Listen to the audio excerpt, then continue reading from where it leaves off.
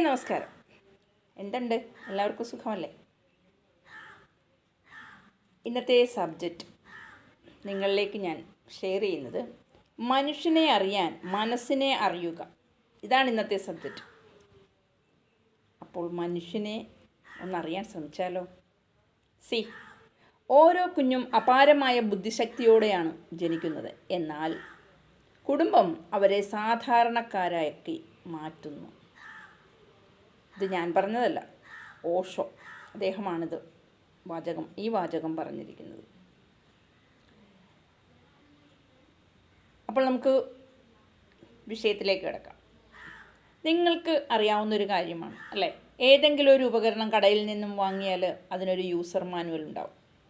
അത് എപ്രകാരം കൈകാര്യം ചെയ്യണമെന്നറിയാനായി ഉപകരണത്തിൻ്റെ ഒപ്പം ഉപയോഗക്രമം വിവരിക്കുന്ന ഒരു ചെറിയ ബുക്ക്, അതാണ് യൂസർ മാനുവൽ എന്ന് പറയുക. അപ്പോൾ അതും സാധനം വാങ്ങുന്നതിൻ്റെ കൂടെ ലഭിക്കില്ലേ? അപ്പോൾ അതിൽ പറയും പ്രകാരം ഉപയോഗിച്ചാലോ ദീർഘകാലം കേടുകൂടാതെ അത് ഉപയോഗിക്കാൻ സാധിക്കും. 6 മാസം മുതൽ 5 വർഷം വരെ ഗ്യാരണ്ടി പറയുന്ന ഒരു ഉപകരണത്തിന് പോലും അതിൻ്റെ ഉപയോഗക്രമം വിവരിക്കുന്ന യൂസർ മാനുവൽ ഇന്ന് നിലവിലുണ്ടല്ലേ? എന്നാൽ 60-80 വർഷത്തിലധികം ഗ്യാരണ്ടിയുള്ള ഒരു മനുഷ്യ കുഞ്ഞിനെ കൈകാര്യം ചെയ്യുന്നത് ഏത് യൂസർ മാനുവൽ നോക്കിയാണ്? അതിനായി ഏത് പുസ്തകമാണ് നാം വായിച്ച് ആ കുഞ്ഞിനെ കൈകാര്യം ചെയ്ത് ഇത്രയും പ്രായത്തിലേക്ക് എത്തിച്ച് കൊണ്ടുപോകുന്നത്? ഇന്നത്തെ മനുഷ്യരുടെ ജീവിതത്തിൻ്റെ അപചയത്തിന് മറ്റെന്തെങ്കിലും കാരണമായിട്ട് നാം കാണേണ്ടതുണ്ടോ?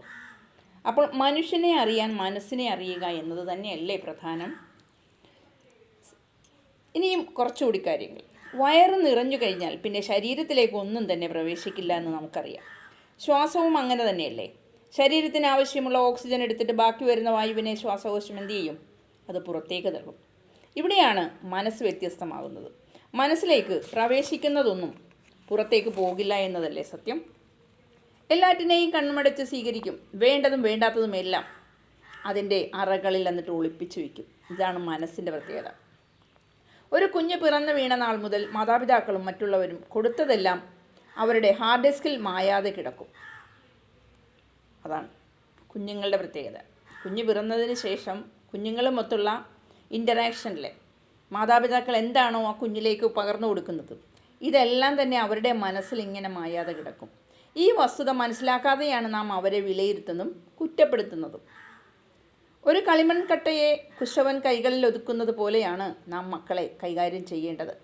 കൈവെള്ളയിലിരിക്കുന്ന കളിമണ്ണിനെ സ്നേഹം കൊണ്ട് ഞെരുക്കിയാൽ വിരലുകൾക്കിടയിലൂടെ അത് ചോർന്നു പോകും. അശ്രദ്ധമായി മലർത്തിപ്പിടിച്ചാൽ അത് കൈവെള്ളയിലൂടെ ഊർന്നും പോകും. കൈവെള്ള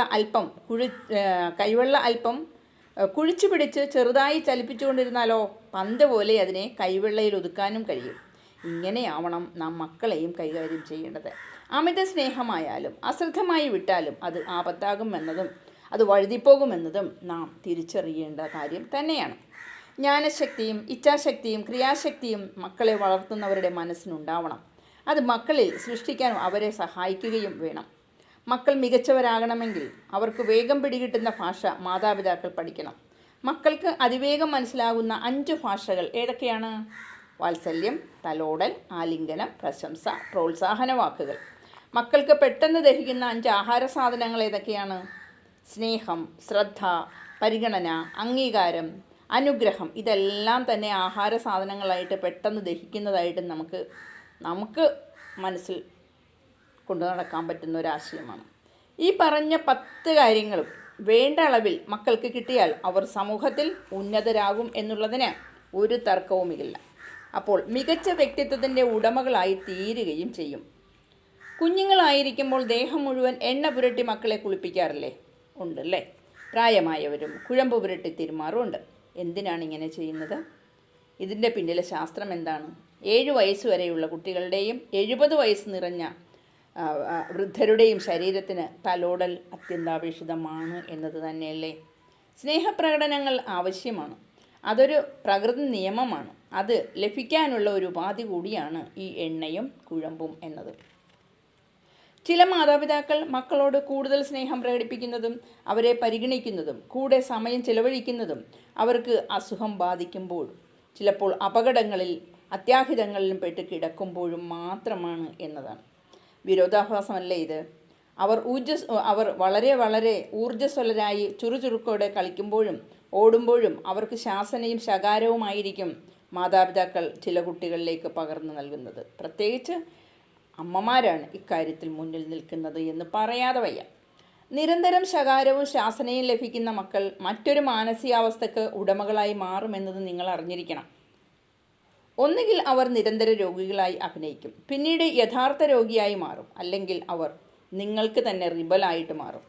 അതുകൊണ്ട് മക്കളെ കൈകാര്യം ചെയ്യുമ്പോൾ ഈ ചെറുപ്രായത്തിൽ നാം ഒരുപാട് ശ്രദ്ധിക്കേണ്ടതുണ്ട് എന്നതാണ്.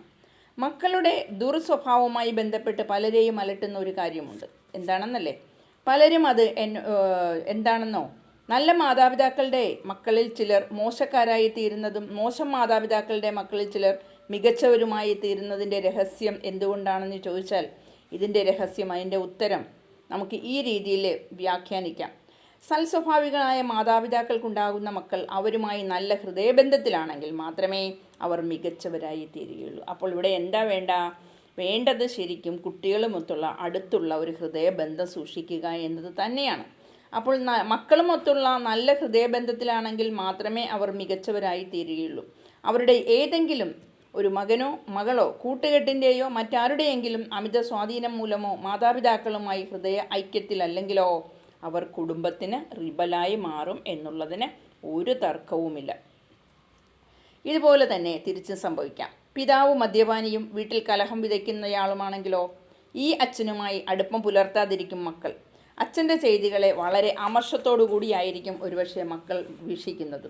അപ്പോൾ ഇങ്ങനെ കണ്ടു വളരുന്ന മകൻ ഭാവിയിൽ വഷളാകണമെന്ന് നിർബന്ധമില്ല. മറിച്ച് അച്ഛനെ ഇഷ്ടപ്പെടുന്ന, അച്ഛനെ ഒരു ഹീറോ ആയി കാണുന്ന, അയാൾക്ക് സിഗരറ്റ് വാങ്ങിക്കൊടുക്കുന്ന, മദ്യപിക്കാൻ ഗ്ലാസ് എടുത്തു കൊടുക്കുന്ന, സോഡ വാങ്ങിക്കൊടുക്കുന്ന, വെള്ളം എടുത്തു കൊടുക്കുന്ന മകൻ ഭാവിയിൽ അച്ഛൻ്റെ തനിപ്പകർപ്പായി തീരാനും സാധ്യതയുണ്ട്.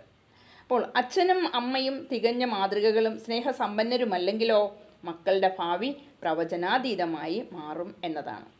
കുഞ്ഞുങ്ങളെ പൊതിഞ്ഞു കെട്ടി സൂക്ഷിക്കുകയും അവരുടെ കാര്യത്തിൽ അമിത വ്യഗ്രത കാണിക്കുകയും ചെയ്യുന്ന മാതാപിതാക്കൾ അറിയേണ്ടത്, കുട്ടികളെ സാനിറ്ററി നാപ്കിൻ ധരിപ്പിച്ച് കെട്ടിമുറുക്കിക്കൊണ്ട് നടക്കുന്നവരെ, കുട്ടിയെ ഇടവും വലവും തിരിയാൻ അനുവദിക്കാത്തവരെ, ഇങ്ങനെയുള്ള മാതാപിതാക്കൾ ശരിക്കും ഒരു ദുരന്തം തന്നെയാണ് എന്ന് നിങ്ങൾ തിരിച്ചറിയുക. ചില അമ്മമാരുടെ എളിയിലിരിക്കുന്ന കുഞ്ഞുങ്ങളെ കണ്ടാൽ ഇരുമ്പുലൊക്കെ വിഴുങ്ങിയതുപോലെയാണ് ഇരിക്കുന്നത്. എന്തേ ഇങ്ങനെ പറഞ്ഞത് എന്നല്ലേ? മൂത്രം പോയിട്ട് ശ്വാസം പോലും വിടാൻ പറ്റാതെയുള്ള ആ ഇരിപ്പ് സത്യത്തിൽ വളരെ ദയനീയം തന്നെയായിരിക്കും. അത്ര വരിഞ്ഞു മുറുക്കിയാണ് പാട് കെട്ടുന്നത്. ബെഡിലും അമ്മയുടെയോ അച്ഛൻ്റെയോ വസ്ത്രത്തിലെയോ അല്പം മൂത്രം വീണാലും സാരമില്ലെന്ന് തന്നെ കരുതണം. മക്കളുടെ മൂത്രം വീണതിൻ്റെ പേരിൽ ആരും നിങ്ങളെ അകറ്റില്ല. അവരുടെ മലവും മൂത്രവും നിങ്ങളുടെ വസ്ത്രത്തിൽ പതിക്കുന്നത് നിങ്ങൾക്ക് ബുദ്ധിമുട്ടായാൽ വാർദ്ധക്യത്തിൽ നിങ്ങളുടെ മലവും മൂത്രവും അവരുടെ വീട്ടിൽ വീഴുന്നത് അവർക്കും ബുദ്ധിമുട്ടാകും. അതിൻ്റെ പേരിൽ നിങ്ങളെ തന്നെ അവർ അകറ്റില്ലെന്ന് എന്താണ് ഉറപ്പ്? നിങ്ങളെ ഉപേക്ഷിക്കില്ലായിരിക്കാം, പക്ഷേ പാമ്പേഴ്സിന് പകരം മൂത്രം പോകാൻ അവർ നിങ്ങൾക്ക് ട്യൂബിടും. അതുകൂടി നിങ്ങൾ മനസ്സിലാക്കുക. കിടന്നു മുള്ളുന്നത് കാരണം മറ്റൊരു രോഗവുമില്ലാത്ത അമ്മയ്ക്ക് മൂത്രം പോകാൻ ട്യൂബിട്ട ഒരു മകനെന്നല്ല ഒരുപാട് മക്കളുള്ള ഒരു സമൂഹമാണ് നമ്മുടെ ഈ നാട്. അപ്പോൾ അതുകൊണ്ട് തന്നെ നമ്മൾ ചില കാര്യങ്ങൾ ആയിട്ട് ചിന്തിക്കുമ്പോഴേക്കും അതുമായി ബന്ധപ്പെട്ട ഏതാനും ലൈൻസ് നമുക്കിവിടെ കുറിക്കാം. പണ്ടവൻ അമ്മയുടെ മടിയിൽ മുള്ളി, അമ്മ അവൻ്റെ കവിളിൽ നുള്ളി കള്ളക്കുട്ട എന്ന് വിളിച്ചു.